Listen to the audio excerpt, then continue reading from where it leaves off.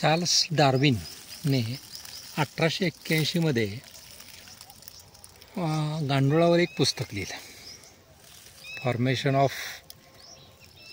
Vegetable moulds through the action of worms. त्यामुळं सेंद्रिय शेती किंवा कुठल्याही शेतीत गांडुळाला फार ग्लोरीफाय केलं गेलेलं आहे.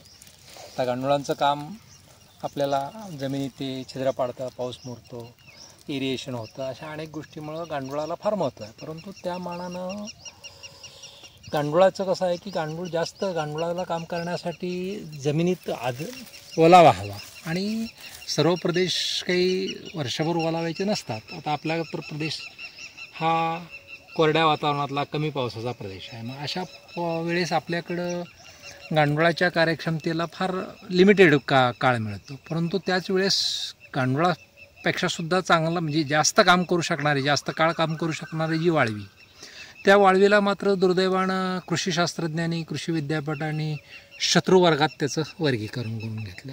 त्यामुळं वाळवी मारण्यासाठीची वेगवेगळी औषधं, वेगवेगळ्या पद्धती सांगितल्या गेल्या.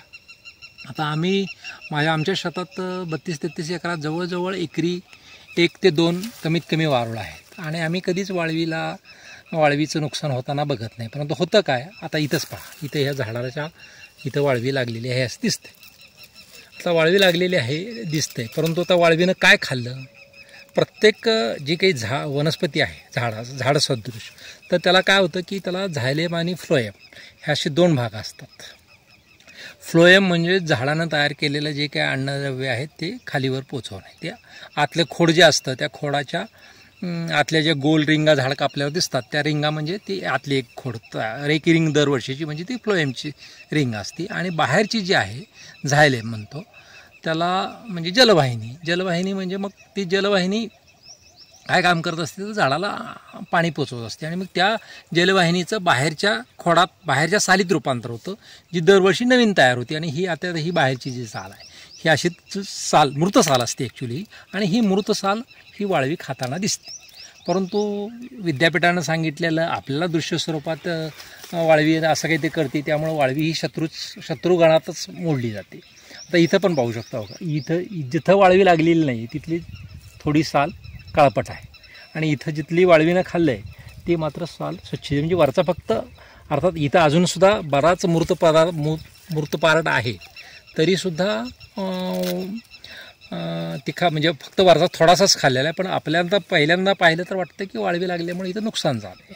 आणि मग आता वाळवी लागणे म्हणजे वाईट ह्या अर्थानंच आपण म्हणतो वाळवी लागली, देशाला वाळवी लागली, खुर्चीला, अशा अर्थानं सुद्धा आपण म्हणतो की वाळवी. त्यामुळे वाळवी शत्रू वर्गात आहे. परंतु कमी पावसाच्या प्रदेशात मात्र वाळवी हे शेतकऱ्याचा खूप मोठा मित्र आहे. आता इथं पाहू शकतो, इथं घोड्याची लीद पडलेली आहे. ही घोड्याची लीद आहे, इथे लीद दिसते आहे. आणि ही वाळवीनं वरचा पार्ट असा संपवला आहे. वरचा आता फक्त यात वाळवीसुद्धा दिसते काम करताना. वाळवीला अंधार लागतो, त्यामुळं ती असं वरून मातीचं कवच तयार करते. आता इथं बाकीकडे आपण पाहू शकतो, पण हे पूर्ण असं पोकळ केलेलं आहे, संपूर्ण माती केलेली ह्या अशी. त्यामुळं मागं ॲग्रोवनमध्ये एक लेखसुद्धा आला होता की वाळवी रोखेल वाळवंटाचा प्रसार. तसा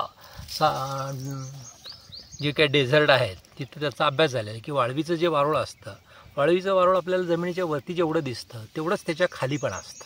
ती खालचीच माती घेऊन वरती येते आणि त्यामुळं जेव्हा पाऊस पडतो तेव्हा त्या लेवलपर्यंत पाणी सहजासहजी मुरत असतं. आणि मग ही जी काही खाल्ल्यानंतर जे काही त्याचं माती होती ती मातीसुद्धा काय सुपीकताचा वाढवलेली असती. त्यामुळं वाळवी हा खरं तर कमी पावसाच्या प्रदेशासाठी शेतकऱ्याचा खूप चांगला मित्र आहे. त्याचं संवर्धन आपल्याला सर्वांनी केलं पाहिजे.